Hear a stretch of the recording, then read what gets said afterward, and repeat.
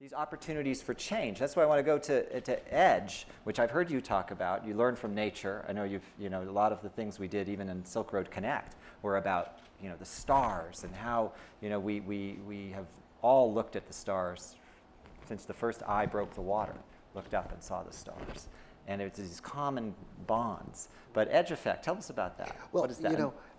The concept was introduced to me by my son Nicholas's 8th grade teacher, Joanne Larrabee, about maybe 20 years ago. Nice shout out. Yeah. She says, have you heard about Edge effect? I said, no.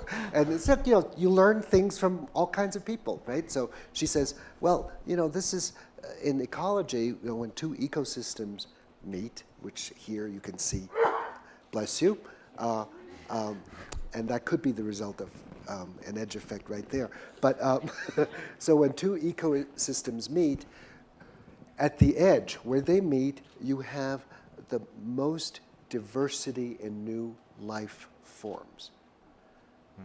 I thought, gee, that's really interesting. So this happens in nature.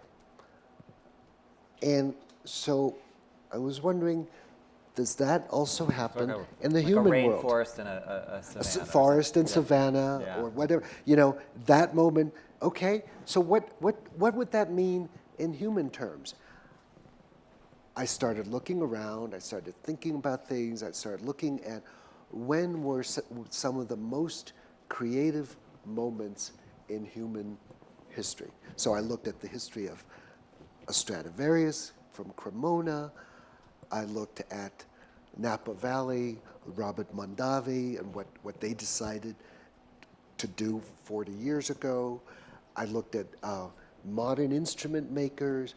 You look at Silicon Valley. Suddenly you find that actually it's the diversity or the interdisciplinary situation and geography of a number of different places. In the instrument realm,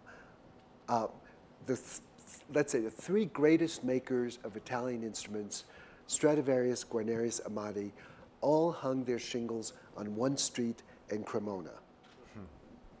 Their kids were married to each other's cousins and whatever, and so essentially there were no secrets, but they just did things differently.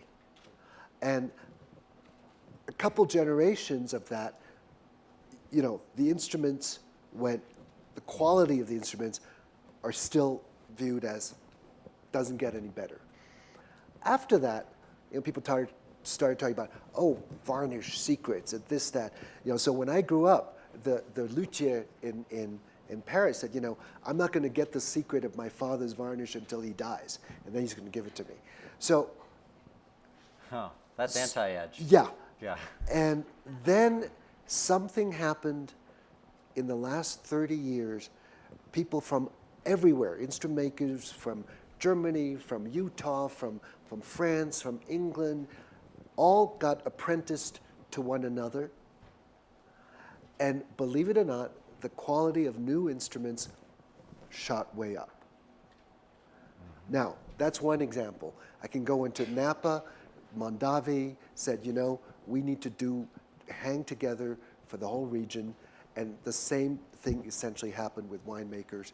And no secrets, but each supporting one another, but with different terroir, territory, sunlight, ground. They created wonderful, wonderful wines. So I'm thinking on the cultural front, what I'm interested in is the edge, or what are the preconditions of when something becomes creative. This is a perfect place for ideas. This is a breeding ground, right? Well, overlapping ideas are happening constantly. Yeah. And as many people say, the sessions are really interesting, but actually even within a place like that, the people you meet in between sessions are accidental, and somehow it's that accidental thought that comes into your mind, going along with the planned place that you want to be. Those things mix, and then something happens from that.